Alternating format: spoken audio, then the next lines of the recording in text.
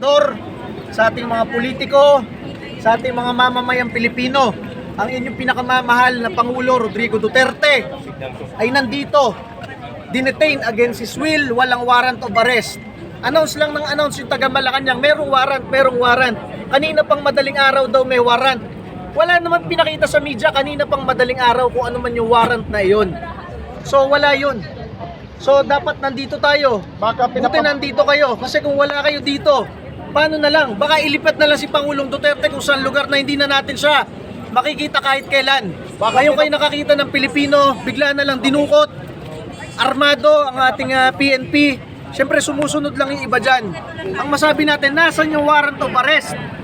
Abogado yung inaresto ninyo. Pangulo ng Pilipinas dati ang inaresto ninyo. Wala man lang kayong konsiderasyon, 80 years old na ngayong buwan na ito.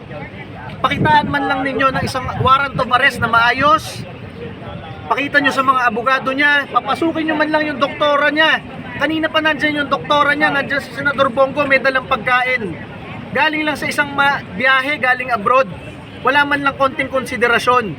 Kung kayang gawin yan sa isang dating Pangulo ng Pilipinas, kayang gawin yan sa inyong lahat at sa kahit sinong Pilipino na magsasalita laban sa mga illegal na ginagawang ganito. Baka pinapabricate pa sir yung warrant of arrest. Yun hindi natin alam. Pero ang masabi natin, nasaan ang warrant of arrest? Yun lang ang sinasabi Baka natin. pinapabricate pa. Tsaka isang issue po rito, bakit po ginagawa nila kay Tatay Digong yan? Paparating po ang labi ni Mr. Tantoco. Yun po yung totoong issue. Kaya dinadivert po tayo rito dahil lahat po ng media nandito. Pero ang totoo po, paparating na po ang labi ni Mr. Tantoco. Yung namatay po, alam nyo, nakasama ng ating Pangulong BBM.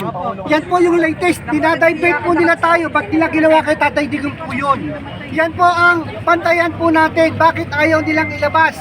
Napaparating na po ang labi ni Mr. Tantoco ngayong araw na ito. Kaya lahat po tayo dinadivert dito. Saan galing yan sir? Yan po ang latest na balita na ilalapag po na ang labi ni Mr. Tantoco ngayon. Huwag niyo po kalimutan i-vlog po ngayon yan. Dahil lahat po tayo itinatapon dito dahil ayaw nilang mamidya.